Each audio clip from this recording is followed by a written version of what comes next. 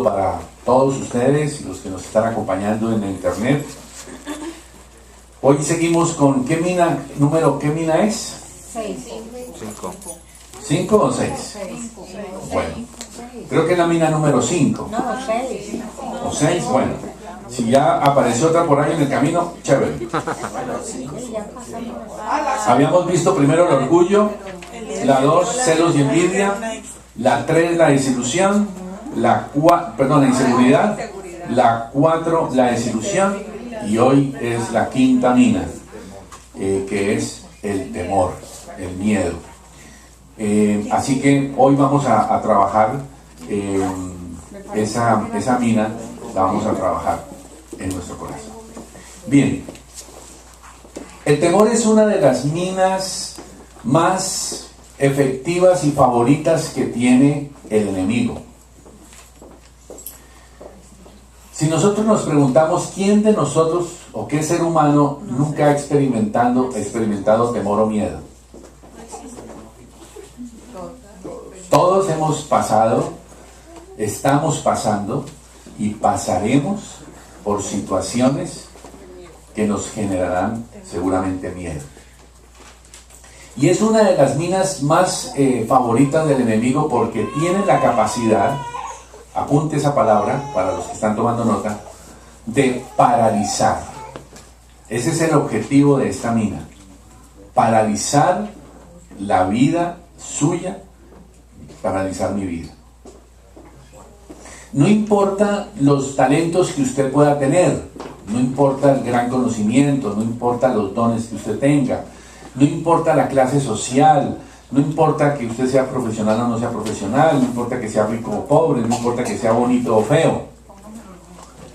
El temor y el miedo es algo que funciona para todas las personas. Vamos a tratar de definir qué es esto, qué es el miedo, cómo es esto del miedo y el temor. ¿Cómo podemos definir el miedo o el temor? Podemos decir que es una sensación incómoda de que algo no está bien. Una sensación incómoda de que algo no está bien, independientemente que lo esté o no lo esté. ¿Ok? Es como una alarma que nos dice constantemente que va a venir algo que no vamos a saber manejar, que no vamos a poder enfrentar. Eso es ¿el qué? El miedo. Ahora, ¿cuál es el ciclo? Apunte bien ahí el ciclo para que usted entienda todo lo que, así como vimos en el último, el ciclo que habíamos hablado, de la desilusión, cómo termina en depresión. El ciclo es, primero, comienza una sensación de ansiedad. Hay una sensación de ansiedad. 2, continúa con la inquietud. Uno empieza a estar inquieto, como que uno no se halla. Después entonces viene la angustia. Ya la angustia es una incomodidad constante. Y después viene la parálisis de no querer enfrentar la situación. Y por último, pánico. Cuando caminamos este ciclo, entonces, finalmente quedamos paralizados, entramos en pánico y definitivamente pues no somos capaces de enfrentar los desafíos que tenemos que enfrentar.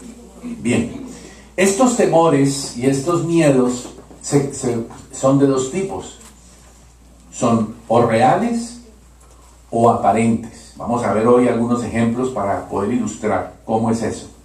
O sea, ¿cuáles son los reales?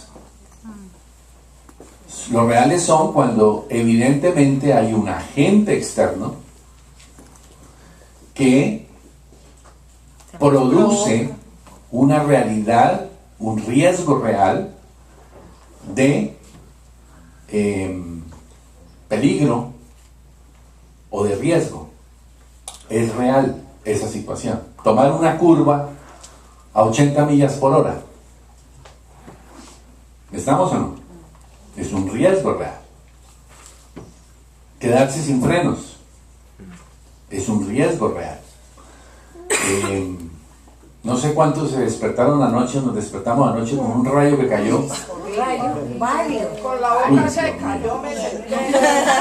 Fueron varios. Wow. Un rayo de luz, pero por los que estuvimos por acá, pues bueno. Ok. Entonces son reales. Yo me acuerdo un día que recién llegados aquí, yo tuve dos experiencias. Una, yo les conté hace muchos años, venía en un aguacero tremendo por la 95 y me metí por el carril el express, y eso caía agua, pero era impresionante, y los carros por el express iban a toda, y yo ahí iba como a 40 millas, pero, y de pronto pasó una camioneta y dio una vuelta al frente mío, pasó por el frente mío, yo vi la cara del chofer, se pasó a los otros carriles, estrelló 3 carros, se fueron allá contra el muro, y yo seguí. Yo temblaba, yo era así. Me parecía como que había sido un sueño. Y otra vez estábamos ahí en Miami, bueno, ahí en la autopista, la 826, y de pronto empezaron a meterse por el lado izquierdo, había un trancón, y por el lado izquierdo empezaron a meterse 2 carros, así se metían, y me di cuenta que estaban sin placa, iban a toda, cuando de pronto, al ratico, 30, 40 segundos después, un carro de la policía, y se detrás, y nosotros quedamos así, seguimos, cuando de pronto se descongestionó un poco, y cuando llegamos al punto, llegamos en el momento en donde esta patrulla, como 4 más, se le habían caído un carro, y se estaban bajando los policías con las pistolas, y nosotros ahí. O sea, se agarran una balacera. Wow, o sea, esos son miedos reales. O sea, es inevitable, está bien. Pero resulta que hay miedos aparentes, y ese es el problema. Esos son los que vamos a trabajar. Los miedos aparentes son aquellos que trabajan en la mente, luego afectan nuestras emociones y tienen la capacidad de afectar nuestra voluntad.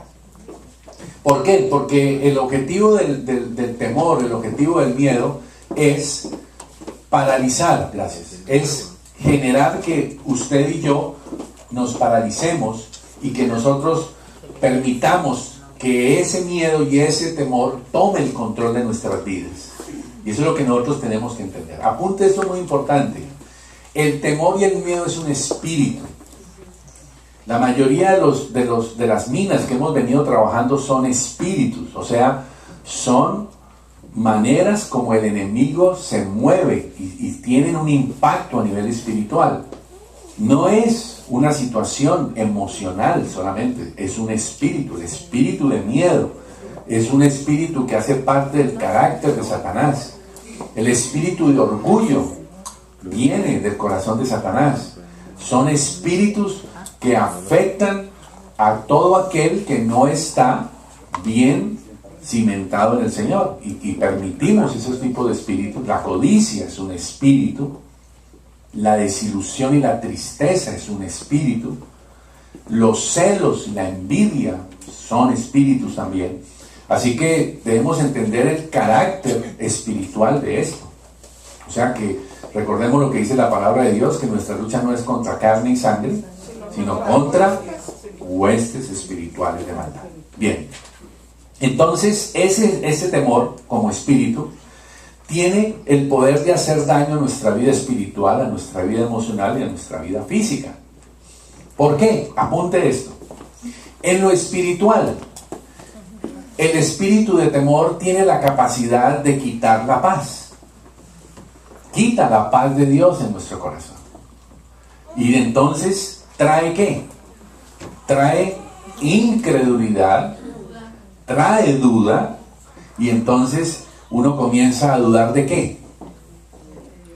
A dudar de las promesas de Dios. Entonces, Usted y yo tenemos que estar muy atentos, porque cuando nosotros permitimos el temor en nuestra vida, el miedo en nuestra vida, en la dimensión espiritual, usted y yo estamos permitiendo la incredulidad y la duda de quién es Dios. Y estamos permitiendo que se vaya la paz de Dios que sobrepasa todo entendimiento. A nivel emocional, el espíritu de temor a nivel emocional destruye la confianza en uno mismo, destruye la confianza en los demás y siembra la inseguridad. Usted y yo podemos ser muy talentosos, podemos saber hacer muchas cosas, sabemos ejercitar un trabajo, pero cuando vamos a pedir el trabajo, cuando vamos a desarrollar el trabajo, el miedo no nos deja. Miedo a tener hijos, miedo al matrimonio, miedo a tener relaciones, temor al fracaso. Y entonces se genera inseguridad. Usted y yo podemos ser buenos en algo, pero en el momento en que lo estamos enfrentando, estamos generando problemas porque nuestra vida emocional está siendo afectada. Y en la parte física, obviamente, trae enfermedad, trae pobreza y trae aislamiento. Así que este tema del miedo, pues debemos tomarlo muy en serio. Si usted no cede más al control del temor, su vida cambiará dramáticamente. Quiero que usted entienda eso, que usted lo tenga bien claro. Si usted y yo decidimos no darle más el control de nuestra vida al espíritu de miedo, ¿es malo sentir miedo? No. Lo que es malo es permitirlo, permitir que tome el control sobre mi vida. Ahora, desde el punto de vista espiritual, entienda esto. Lo primero y único que ataca el miedo es ¿qué? En su vida espiritual, la fe. Apunte eso. Por eso es tan efectivo y tan destructivo. Porque lo que el temor y el miedo hacen es atacar la fe. Y ya sabemos que la vida cristiana sin fe ¿es qué? Es imposible. Sin fe es imposible agradar a Dios. Por eso vamos a ver qué dice la palabra de Dios y qué cosas podemos aprender. Vamos a Génesis capítulo 3. Génesis capítulo 3. Y vamos a hacer un recorrido un poco rápido de situaciones para que vayamos viendo desde cuándo comenzó el temor y desde cuándo comenzó el miedo. ¿Necesitan Biblia? Por acá, Juan. Julián, acuérdate que en el salón. Ok, está bien. Ahí hay Biblias. ¿Quién más necesita palabra de Dios? Bueno, todos necesitamos palabra de Dios, quiero decir Biblia. Ok. Génesis capítulo 3, versículo 6. Fíjense que cuando Adán y Eva apenas pecaron, dice, y vio la mujer que el árbol era bueno para comer y que era agradable a los ojos, y el árbol codiciable para alcanzar sabiduría, tomó de su fruto y comió, y dio también a su marido, el cual comió así como ella. O sea, en ese instante, Adán y Eva están iniciando el camino de la desobediencia, del pecado. Y entonces, fíjense lo que sucede en el versículo 8. En el versículo 8 dice, ¿y oyeron qué? La voz de Jehová. Oyeron la voz ¿de quién? De Jehová. De Dios. Y al oír la voz de Dios, la pregunta es, ¿miedo aparente o miedo real? Real. ¿Miedo real o miedo aparente? ¿Aparente o real? Aparente. Porque ellos escuchaban igual la voz Porque de Dios se comunicaba con ellos. no tenían por qué experimentar temor de Él. Siempre estaban en comunicación. Si Dios les había demostrado su amor, no importa, no importa. Ellos en ese instante se dejaron engañar por el temor y el miedo. Mírenlo, ¿verdad? Oyeron la voz de Dios que se paseaba por el huerto en el aire del día. ¿Era normal eso o no era normal eso? Era normal. Si ahí dijera, y Dios con airado y queriendo matarlos, les dijo. Ajá. Entonces ahí sí que sería Real. un miedo real. Pero ese es un miedo aparente. Lo normal, fíjese que lo está escribiendo así. Oyeron la voz de Dios que se paseaba por el huerto. La voz de Dios se paseaba por el huerto, ¿a qué se refiere? Normal. Y dice, al aire del día. Y el hombre y su mujer, lo primero que hicieron, ¿qué fue? Eso es lo primero que hace el espíritu de temor y de miedo en nosotros. Nos escondemos de las cosas que tenemos que enfrentar. Ya sea real o ya sea aparente, usted y yo necesitamos aprender a enfrentar los miedos y los temores. Ahora, los miedos reales, ¿qué hace usted? Pues los tiene que enfrentar. Porque finalmente, si es una situación real, ¿qué va a pasar? Usted va a recibirla. Por ejemplo, viene un huracán.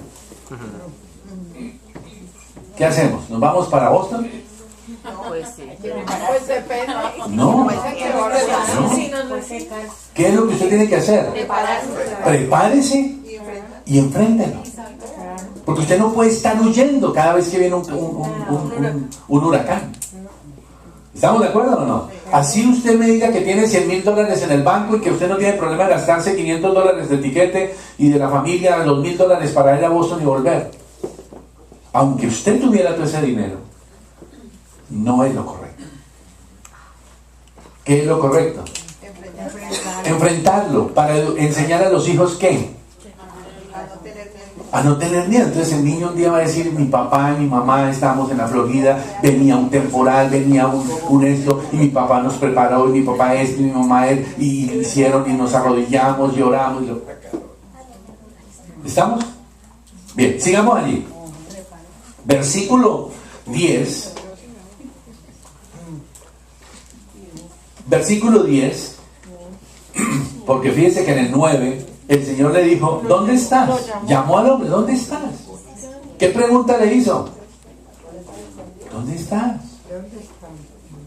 Y la respuesta de ellos fue, ¿oí tu voz en el huerto? Y apúntelo ahí, subrayelo. Permití en mi vida el espíritu de Satanás, el espíritu de miedo. Después dice, porque estaba desnudo y me escondí. Ese otro, ¿cuál fue? ¿Qué otro espíritu llegó ahí? Espíritu de vergüenza. Ahí está el otro, que no estamos hablando ahorita, pero ahí llegó acompañadito. Y después dice, ¿y me qué? Me escondí. O sea, que el patrón, ¿cuál es? Viene el temor, el miedo. Me dejo controlar, me dejo paralizar, huyo, me escondo.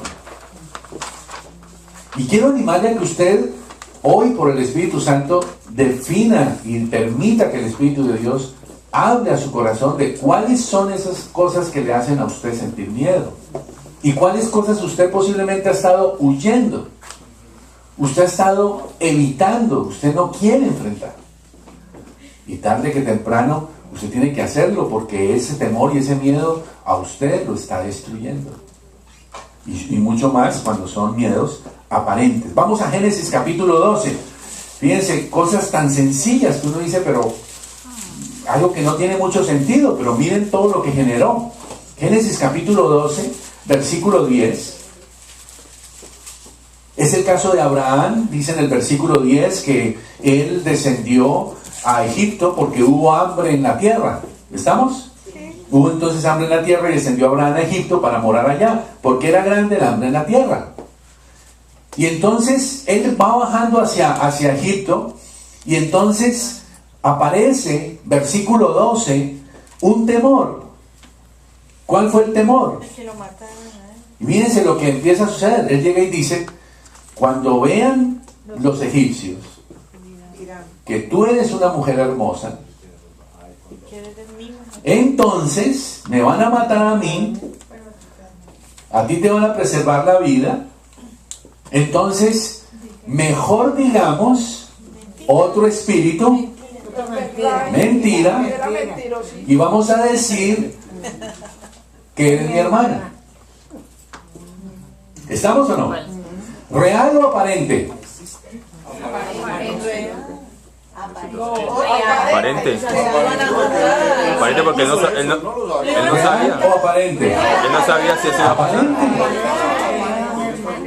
El fantasma en la cabeza. Ya se está inventando y eso somos genios. Hay mamás que ya, el niño está recién nacido y ya están preocupadas por la primera comunión. Y que cuando están grandes y el matrimonio y que cómo lo voy a criar y que voy a poner con los pañales, y bueno, todos los rollos. Es aparente. Ahora, usted me puede decir, pero Manuel, la cultura egipcia es una cultura que es posible, también. Pero no nos hagamos películas, porque ahí es donde viene y abonamos el terreno para que el enemigo ¿qué? Viene y siembra el espíritu. Entonces, miren, estaba solo en su mente. Ahora, ¿dónde está el problema aquí? ¿Cuál era la genuina preocupación de Abraham? De la mujer. La preocupación de él no era su mujer, era él. Me van a matar. Egoísmo. Y entonces, ¿qué hizo ella? Entregarle la ¿Saben quién fue Sara? Sara fue el primer escudo humano. Y eso es a ver, ¿qué palabra uso, Señor? Guárdame. Es cobarde. Cuando un varón no es capaz de asumir la responsabilidad y decir, esta es mi culpa, y atraviesa a la mujer y la pone al frente como escudo. Es de cobardes. Póngale cuidado. Y los varones somos muy especiales en eso. Aún fíjese, muchas veces se nos ha enseñado en religión y aún en muchas iglesias que la culpable del pecado en el huerto fue Eva, y no es cierto. No es cierto. El responsable fue él, porque la descuidó. Póngale cuidado. Ahí apareció la doctrina que les estoy diciendo, de la cual cualquier duda acerca de eso, si quieren saber más de esa doctrina, hablen con Adán Francisco. Francisco Adán. Francisco Adán. Bueno, sigamos. Bien. Él no estaba pensando qué era lo que le podría pasar a ella. No, él estaba pensando ¿me van a matar?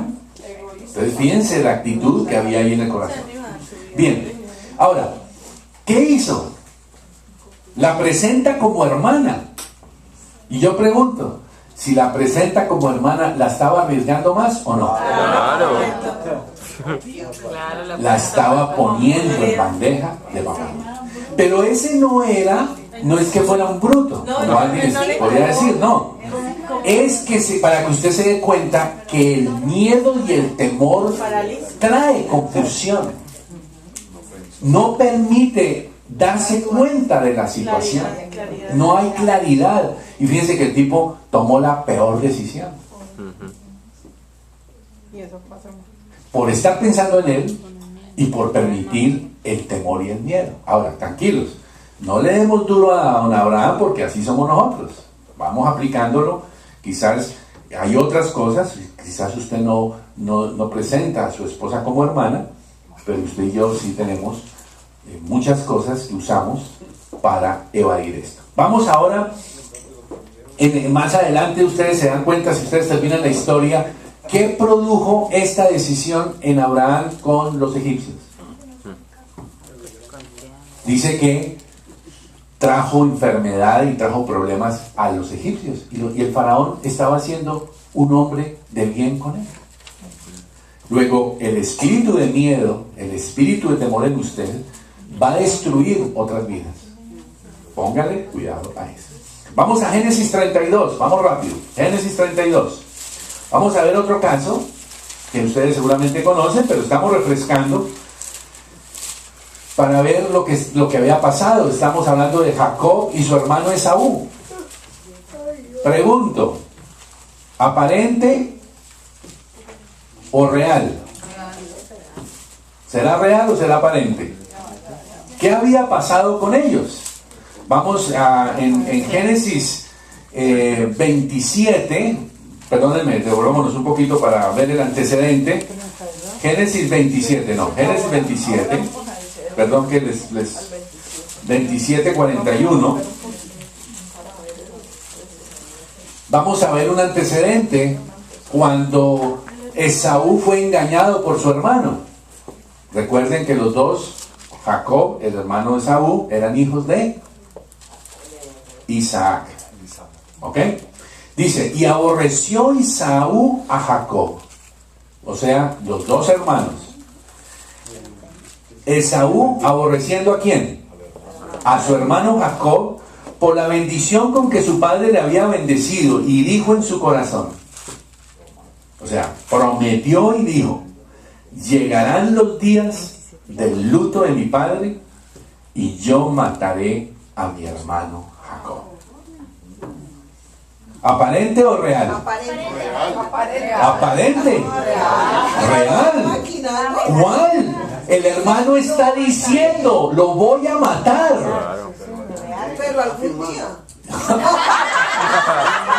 Puede ser mañana o 3.000 años, pero el día iba a llegar. El día iba a llegar. Según su teoría, mi señora, si a usted su hermano lo llama y le dice, mija, la voy a matar, y usted le dice, ¿cuándo? No, tranquila, un día de esto. ¿Usted queda tranquila? Señora, me preparo. Olvídese. ¿Estamos? Bueno. Póngale cuidado. ¿Aparente o real? Real. Pero miren y verán para que se den cuenta cómo Dios puede hacer. Bien. Entonces, ahora vamos a Génesis 32. Ahora sí vamos a Génesis 32. Versículo 6. Está Jacob y de pronto vienen y le traen una noticia y le dicen, los mensajeros volvieron a Jacob diciendo, vinimos a tu hermano Esaú y él también viene a recibirte y viene con él 400 hombres. 6. Entonces, ¿cómo era la cosa? ¿Por qué si el hermano venía con 400 hombres? ¿A qué venía con 400 hombres? Acabar con él. ¿Damos o no? Queda en el untado. Entonces el hombre pues dice en el versículo 6 que frente a eso, versículo 7, ¿qué dice? Entonces Jacob, subráyelo, tuvo gran miedo, tuvo gran temor y se angustió. ¿Se da cuenta del ciclo? Se angustió y empezó a tomar decisiones. Empezó a distribuir al pueblo y empezó a tomar decisiones y empezó a decir, y si viene Esaú contra un grupo y si viene contra el otro, entonces empezó. Ahora, era normal, estaba tomando decisiones frente a un hecho real. Su hermano le había prometido que lo iba a matar. Y 2, el tipo estaba con 400 en la esquina. Ya venía en la Atlantic. ¿Me entiende? Ya usted no tiene ni tiempo de pegar la carrera para el Sauras, ¿no? Ya está aquí en la Atlantic. Bueno, entonces, fíjense cómo él toma decisiones, claro, decisiones arriesgadas.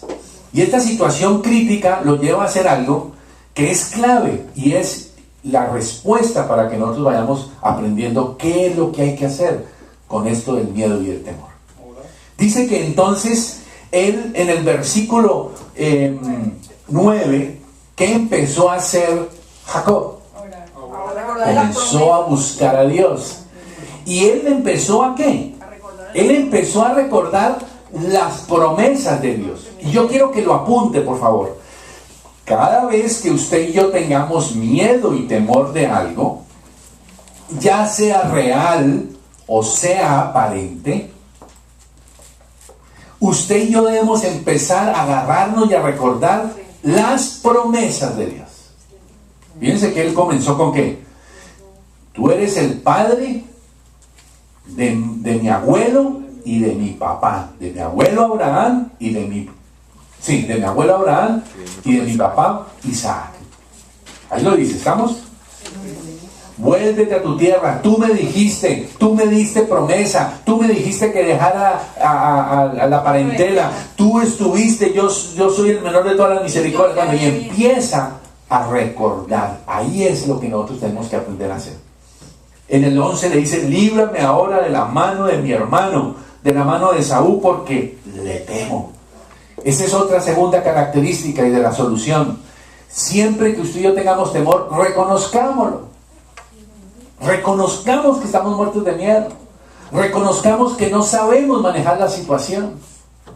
No, los varones, no tengamos miedo de reconocerle a la esposa que no sabemos cómo hacerlo y estamos muertos de miedo. Que tenemos una situación con la familia, no sabemos cómo actuar frente a eso. Yo tuve una situación con mi hija mayor, Laurita, en el Brasil. Ella se había ido a vivir a estudiar en Bogotá, vivía con mamá, y ella tenía un noviecito allá en Bogotá.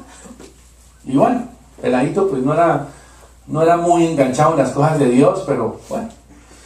Y bueno, confiando en Laurita, que creo que ha sido una niña pues juiciosita, pero nosotros en Brasil y la otra allá.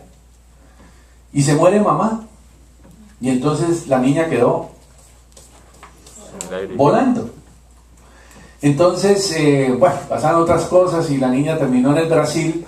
Yo le conseguí un cupo en una universidad. Ella dejó el noviecito, eso para ella pues fue difícil. Estaba estudiando en una muy buena universidad, en el Externado de Colombia, donde, a propósito, yo estudié. Bueno, la niña tuvo que perder a la abuela, pierde el novio, pierde la universidad y se fue al Brasil, y yo pues tratando de ayudarle, resulta que descubro yo que esa universidad era una... Sí, esa es la palabra. Una universidad malísima, terrible. Bueno, fue tremendo. Y entonces yo le compré el tiquete a la niña para que viniera de Bogotá, y salía más barato comprar tiquete ida y vuelta. Si usted compra un tiquete internacional, una vía, sale más caro. Entonces pues lo compré y de regreso. Bueno, la niña llegó, bueno, se armó la crisis que ustedes pueden imaginar, y hubo momentos donde con Ana teníamos que tomar una decisión. Y una de las decisiones era que la niña se regresara a Colombia. Y regresar a la niña a Colombia, ¿qué significaba? Era ponérsela en bandeja al noviecito. ¿Me entienden? Y pues yo experimentaba mucho temor. Pero tuve que hacerlo. Agarré el tiquete, le volvía yo pues como exalumno de la universidad, y pues bueno, tuve buenas relaciones allá en la universidad, hablé con el decano y él me reintegró la niña a la universidad y me mandó una carta. Entonces resulta que cuando ya hubo un momento que hablé con la niña, le dije quiero entregarte el tiquete de regreso. Si quieres irte a Bogotá, ándate. Para que estés con tu novio, para que estés con tu carrera, y vamos a hacer el esfuerzo que sea posible para ver dónde puedes vivir. En un lugar va a ser difícil. Nosotros estábamos abriendo ministerio en Brasil, económicamente no teníamos cómo, pero en fe dijimos, alguna cosa Dios va a hacer. Y entonces llegó y me dijo, papá, igual, ¿a qué me voy a Colombia si no tengo el cupo en la universidad? Entonces dije, aquí está el cupo en la universidad. ¿Cómo así? Ahí está el cupo. Agarra ese vuelo y vete. Pero yo les digo que miren, yo para eso, Dios mío, las horas que pasé sin dormir, ¿me entienden? Y la niña me dijo, no papá, te agradezco, pero sería lo más mediocre que yo podría hacer. Me quedo a luchar acá. Y entonces la china tenía unos 19 añitos. Bueno, y entonces me dijo, no, yo me quedo. Y eso para mí era, no sabía qué era peor. Porque que la niña se me quedara en Brasil era su carrera, su futuro. Bueno, yo finalmente permitió que se abrieran las puertas en Argentina. Pero fue una situación difícil, de mucho miedo y de mucho temor. Bien, veamos ahora el Génesis 32:9, él comienza a orar, ya lo vimos. En el versículo 11 reconoce el temor y el miedo. Miren el versículo 24, él toma una decisión. Él toma una decisión radical en el 24 y dice: se quedó solo Jacob y luchó con el varón hasta que él rayaba el alma. O sea, él decidió tener, en medio del miedo y del temor, una experiencia espiritual con Dios. ¿Qué es lo que nosotros no hacemos? Por eso es que hay temores y miedos que están gobernando su vida. Es porque usted no se ha metido en la presencia de Dios para tomar victoria sobre él. Usted le tiene miedo a la muerte. Usted le tiene miedo a sus hijos. Usted le tiene miedo a su mujer. Le tiene miedo a la suegra. Bueno, el miedo a la suegra es razonable. ¿Real o aparente? Real. Real. Sí, eso es real. No, mentira. Depende de la suegra. Bueno, y lo que sea que usted tenga, miedo al fracaso, miedo a la gente, miedo a quedarse solo, miedo a ser pobre, miedo a morirse de un cáncer, miedo a matarse en un automóvil. Usted va por la autopista, va manejando el carro, va con su esposa, y usted de pronto por su mente se imagina metiéndose el carro por debajo de un tráiler. ¿Le ha pasado o no le ha pasado? ¿Le ha pasado que a veces vienen pensamientos? Usted va en su carro y va pasando un camión y de pronto usted empieza a pensar y decir: si el carro ahorita empezara a unirse al camión, o el camión se me viniera, o se viniera un camión de frente. ¿Cuántas cosas? ¿Estamos o no estamos hablando? Recuerde, esos temores son fruto de no haber tenido experiencias con Dios. Y entonces miren lo que pasó allí, en el versículo 24, en el 30. Dice que él vio a Dios cara a cara y fue librada su alma. ¿De qué fue librada el alma de Jacob? Del miedo y del temor. Ahora, Dios allí hizo un milagro. Él cambió el corazón de este hombre. Miren Génesis 33:3. En el versículo 3 del capítulo 33 dice: y él pasó delante de ellos y se inclinó a tierra 7 veces hasta que llegó su hermano. ¿Cuál fue la actitud de Jacob con su hermano? De humildad. Él le reconoció al Señor su miedo y su temor, pero él fue donde el Señor a decirle: aquí está mi vida, tengo que tomar victoria, mi hermano me quiere matar, tiene razón de matarme, pequé contra él, lo engañé, pero aquí está mi vida, tú eres mi Dios, tú eres las promesas que me has dado, haz algo conmigo, Señor, haz algo con mi hermano. Y entonces, cuando él se estaba acercando hacia su hermano, ¿cuántas veces se postró? ¿Qué significa eso? No es temor, es humildad. Es una actitud de amor, de humildad, de reconocer y decir: hermano, mi vida está en sus manos. Esa es la mejor manera de prepararse, Carmencita. Cuando tú decías: si mi hermano me llama, me preparo. Esa es la mejor manera de prepararse. No es voy a enfrentar a mi hermano, no, es arrodillarse. ¿Me quiere matar? Dios es mi Dios. Él tiene la última palabra conmigo. Y miren lo que pasó. Él no huyó. Él podía haber oído: el hermano Esaú está cerca con 400 hombres. ¿Él qué pudo haber dicho? Vamos a huir, vamos a correr. Sin embargo, él no huyó. Él buscó la presencia de Dios y fue y buscó a su hermano. Y miren la belleza de lo que pasó en el versículo 4, capítulo 33. ¿Ya lo tienen? ¿Qué dice? Y Esaú corrió a su encuentro, le abrazó y se echó sobre su cuello, le besó y lloraron. ¿Aparente o real? No sabemos. Fue real, pero también aparente. Fue real porque él se quedó con lo que años atrás Su hermano había dicho. Una amenaza. Una amenaza real. Pero, ¿cómo llegó él a buscar a su hermano? Con humildad. La Biblia no dice Pero con qué actitud llegó Esaú. Y el hecho de que vinieran con 400 hombres no significaba necesariamente que lo quería matar. Ahora, ¿qué hizo Dios en ese encuentro personal? No solo transformó el corazón de Jacob, sino también habló al corazón de Esaú. Es posible que Esaú venía a matarlo.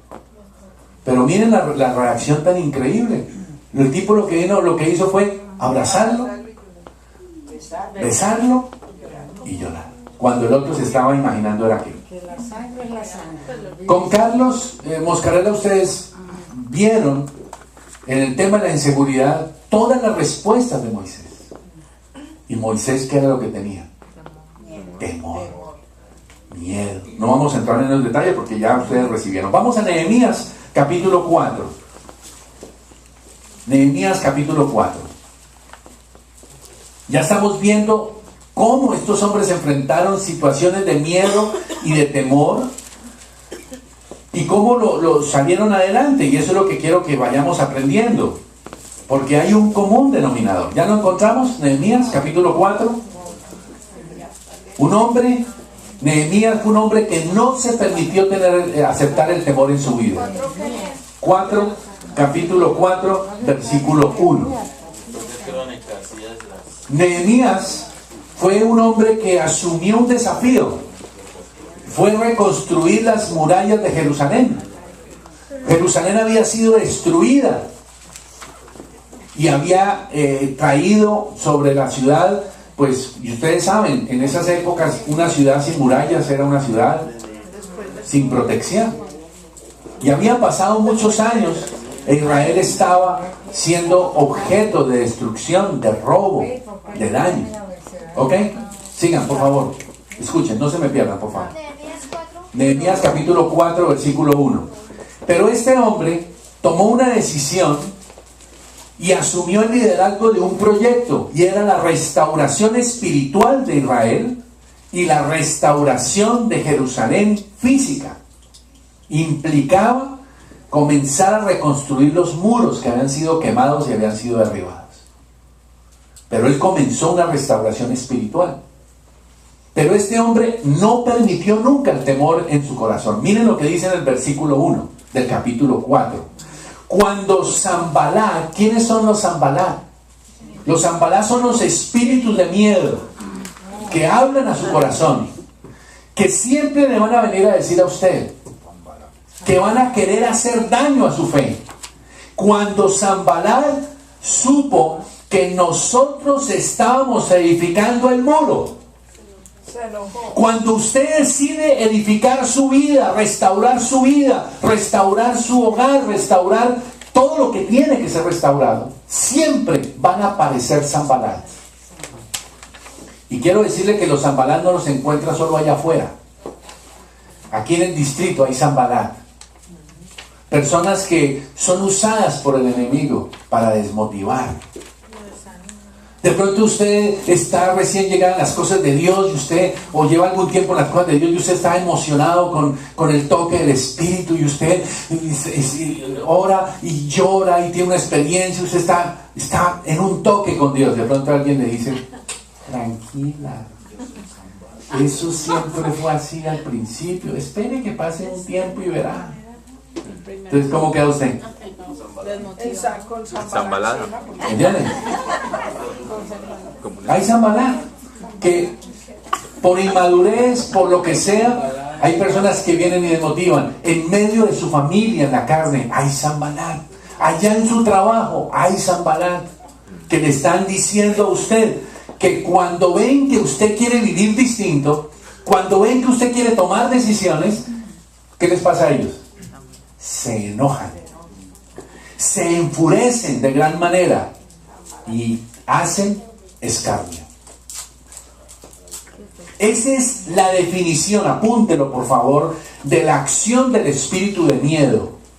El espíritu de miedo siempre trabaja el enojo, se enfurece y trabaja el escarnio. A propósito, piénselo 2 veces el ser usted una persona enojada. Piénselo 2 veces. Revise su corazón de permitir el enojo, las palabras de enojo, su rostro de enojo, sus actitudes de enojo, ahí en el trabajo, ahí en la casa, aquí aún en las cosas de Dios. Aquí yo siempre digo, personas cristianos con cara de gato envenenado. ¿Se han visto la cara de un gato cuando se comió un ratón envenenado? No, algunas caras usted y yo podemos ver. Pero bueno, no mire la cara del otro, mírese usted mismo su cara. ¿Cómo somos? ¿Vivimos enojados? Recuerden, el enojo es otro espíritu. Acuérdense de eso. De eso vamos a hablar. Sigamos. Y entonces, versículo 2. ¿Qué sucedió? En el versículo 2 dice: habló delante de sus hermanos y el ejército de Samaria y dijo: ¿qué hacen estos débiles judíos? ¿Qué palabra usa el enemigo? ¿Qué palabra usa el espíritu de temor y de miedo? Ahí está, en el versículo 2 y versículo 3, hablaron. El espíritu de temor siempre habla, apúntelo por favor. Así como la fe es por el oír, cuando usted oye la palabra de Dios, ¿qué se produce en su corazón? Fe. Cuando usted oye miedo y temor, ¿qué se produce en su corazón? Duda, incredulidad. Por eso siempre estará alguien hablando. Usted siempre estará escuchando. Usted define a qué escucha. Usted define a quién escucha. Ojo con eso. ¿Se les permitirá volver a ofrecer sus sacrificios? ¿Acabarán en un día? ¿Resucitarán de los montones del polvo las piedras que fueron quemadas? Y ahí había otro llamado Tobías. Ese es primo de Sanbalat. Son los Sanbalat y los Tobías que siempre están allí para decir: lo que ellos edifican del muro de piedra, si subiera una zorra, lo derribará. Son las personas que están cerca suyo, que siempre lo están menospreciando. Perdón. ¿Y usted para qué va al Centi? ¿Y usted para qué hace adiestramiento? ¿Y usted para qué diezma? ¿Y usted para qué esto? ¿Y para qué tiene discípulos? Y no se da cuenta que lo otro. ¿Y usted para qué va a las vigilias? ¿Y usted para qué? Y no se... Esos son los que, los Tobías. ¿Qué es lo que de pronto sus familiares le dicen? Sus socios, sus amigos, sus propios hijos, nuestros propios hijos. A veces nos dicen... ¿Ok? Ahí está. Entonces, versículo 3, versículo 4. ¿Qué hizo Nehemías? Se concentra en el Señor. Comienza a orar. Se concentra en el Señor. Eso es lo que usted tiene que hacer cuando experimente el espíritu de temor y de miedo. Concéntrese en el Señor y sus promesas, no en lo que los otros están diciendo. El espíritu de temor va a hablar, pero usted es el que decide qué acepta o no acepta en su corazón. ¿Y él qué hizo? Versículo 5. Él dice: no cubra su iniquidad ni su pecado sea borrado delante de ti. Está hablando de los Sanbalat y de los Tobías. Y dice: porque se airaron contra los que edificaban. Versículo 6. Edificamos pues el muro y toda la muralla fue terminada hasta la mitad de su altura, porque el pueblo tuvo ¿qué? Ánimo para trabajar. Y si usted mira en el versículo 6, lo hicieron. En el versículo 8 volvieron y conspiraron y ellos trabajaban. En el versículo 15 al final dice: nos volvimos todos al muro, cada uno a su tarea.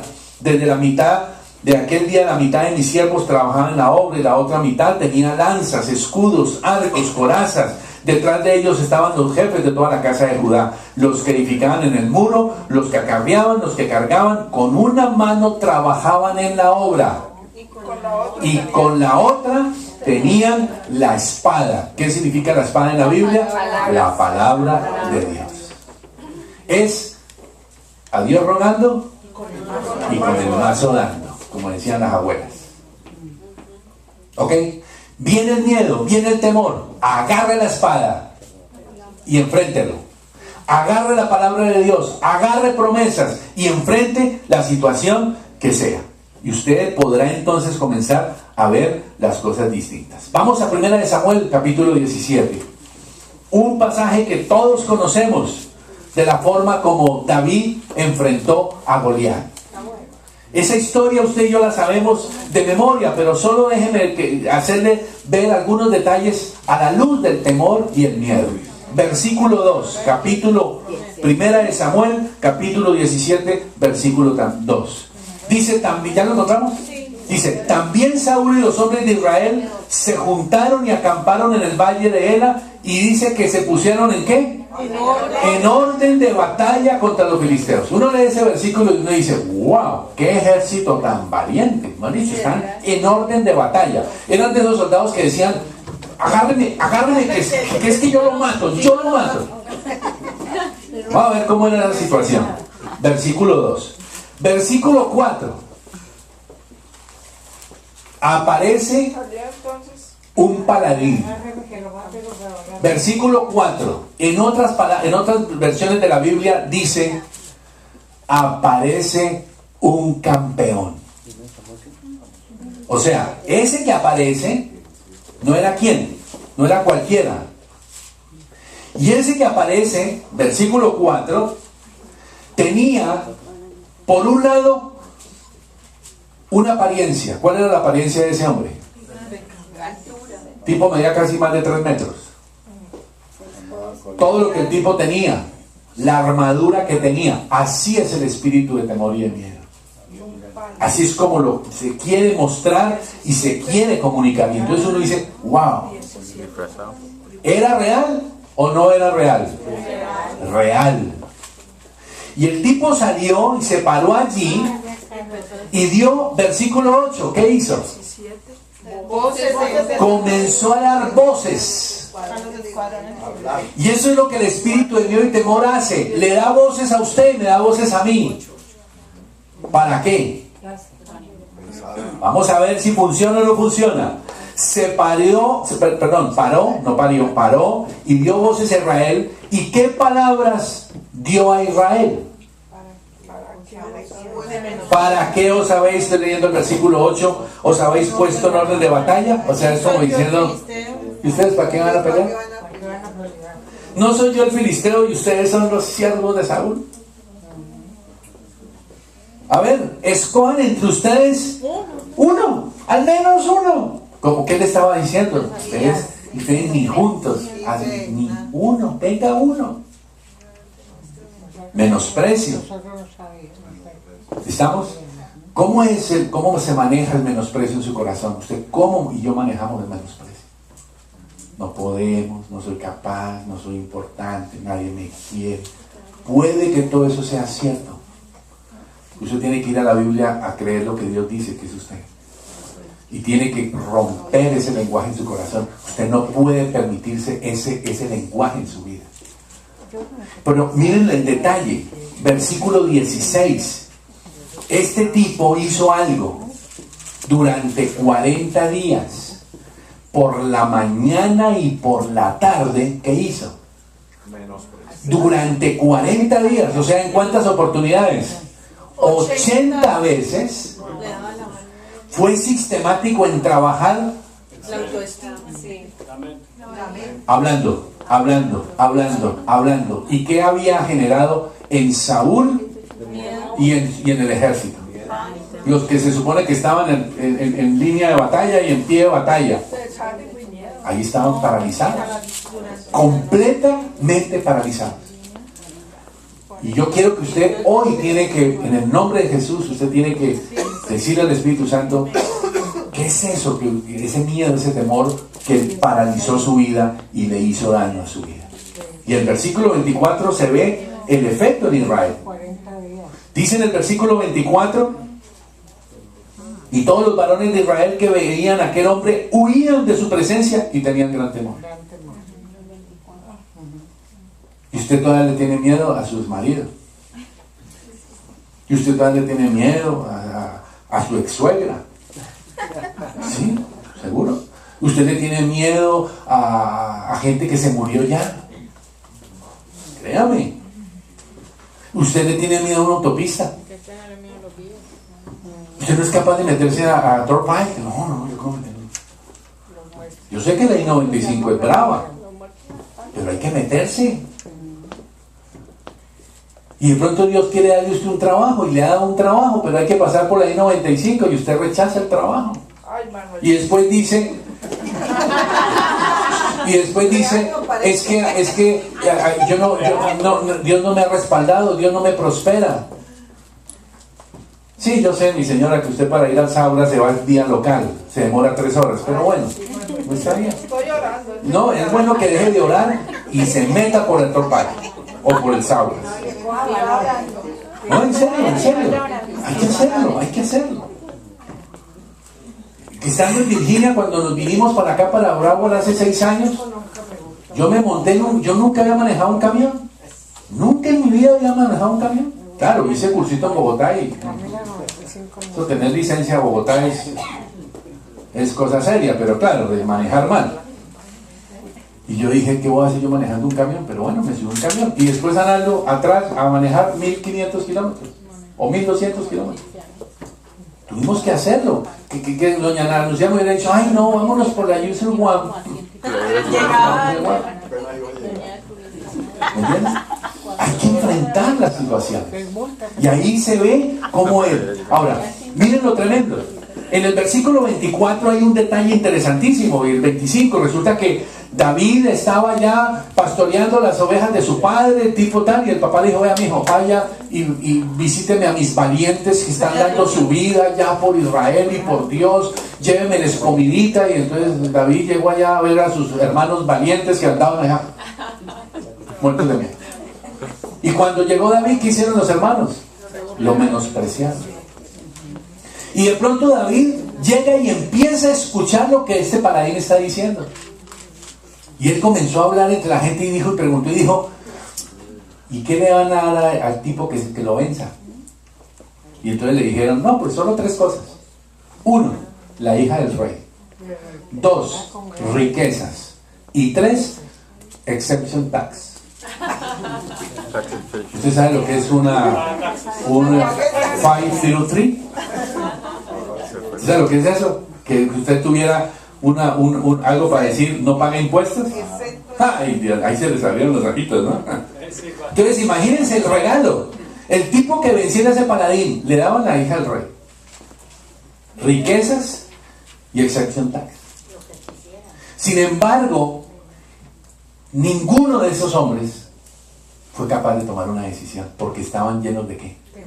De temor. ¿Cuántos quisieran tener ese regalito? Todos. Sin embargo, estaban ¿cómo? Paralizados. David escuchó eso, pero la motivación de David no era la hija del rey, ni era la exención de impuestos, ni era la riqueza. Él cuando empezó a escuchar eso dijo, ¿quién es este que viene a hablar de Dios y de los escuadrones de Israel? Y él toma una decisión en el versículo 32. Y va y le dice al rey, le dice, yo soy el hombre que voy a ir a enfrentar a ese tipo. E inmediatamente, ¿qué le dice el rey? Uy, no, hermano. No. Usted no es capaz. Menosprecio. Espíritu de temor, espíritu de miedo. O sea, el paladín hablando estupideces. Y el rey, peor de estúpido. Sin embargo, él le pide la bendición. Versículo 37. Le dijo, a mí Dios me ha enseñado a vencer leones y a vencer osos para defender una oveja. Pues yo, en el 37, Dios me ha librado de esos leones y de esos osos, y Dios me librará de este tipo. En el 40, dice que tomó lo que tenía, que él sabía manejar. Agarró su ondita, se fue con sus promesas, ¿y qué hizo? ¿Qué dice en el versículo 40? Tomó el callado, lo que Dios le había enseñado que manejara. ¿Y qué más hizo? ¿Y qué más hizo? Se fue hacia el filisteo. Enfrentó el miedo, la fuente del miedo y el temor. No lo permitió. Y fue y lo enfrentó. Y ¡pum! Y después, en el 40, ahí está, tomó el en el 42 al 44, las palabras de menosprecio de Goliat. ¿Se acuerdan? En el 42. En el 42. Y ahora en el 45 al 47, el lenguaje de David. Mírenlo, por favor. Miren ese lenguaje de David. Tú vienes a mí con espada y lance, jabalina, mas yo vengo a ti en el nombre de Jehová de los ejércitos. Así hay que hablarle al espíritu de miedo. Versículo 45. Jehová de los ejércitos, el Dios de los escuadrones de Israel, a quien tú has provocado, Jehová te entregará hoy en mi mano. Yo te voy a vencer. Así tenemos que orar y decirle al espíritu de miedo que lo ha esclavizado a usted durante años. Lo va a echar de su vida. Le dice, hoy te entregará hoy en mi mano, yo te venceré y te cortaré la cabeza. Usted tiene que cortarle la cabeza al miedo. Él no solo le metió la espada, sino que le cortó la cabeza. Eso es, espiritualmente, tiene un sentido muy tremendo. Y la tierra sabrá que en Israel existe Dios. Él no quería ser protagonista, él quería ser usado en las manos de Dios. Versículo 48. Se dio prisa y corrió a la línea de batalla. Subráyelo, por favor.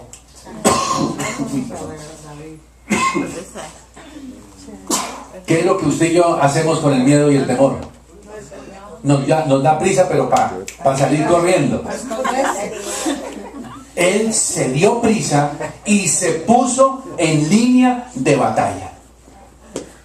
El resto es historia. Usted ya sabe lo que pasa. Así que vamos a orar. Vamos a orar. Yo no sé cuál sea la fuente de miedo o temor que usted tenga. No sé lo que haya sucedido antes de que usted fuera concebido, o en el momento de su concepción, los 9 meses de embarazo, los miedos de niño por allá en la finca, en Buga, o en Punza, lo que le comunicaron, el miedo de pronto que usted tenga de servir a Dios. Usted le da miedo diezmar, porque dice, si diezmo me voy a quedar pobre, me voy a quedar sin comer. Usted le da miedo alabar a Dios, usted le da miedo tener un discípulo, usted le da miedo comprometerse en las cosas de Dios, usted le da miedo hablar con su suegro, con su suegra, con sus padres, con sus hijos. Tiene un problema tenaz y no sabe cómo enfrentarlo. Le da miedo su jefe, le da miedo la economía, le da miedo el sistema, le da miedo su hijo mayor, le da miedo su hijo menor, le da miedo el senti, le da miedo el viento. ¿Cuántas cosas? Escuchen, familia, ¿cuántas cosas? Le da miedo quedarse solo, le da miedo morirse, le da miedo que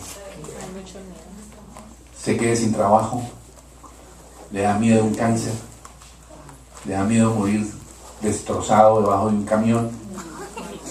No, piénsalo. Le da miedo subirse a un avión, le da miedo una autopista, le da miedo una cucaracha.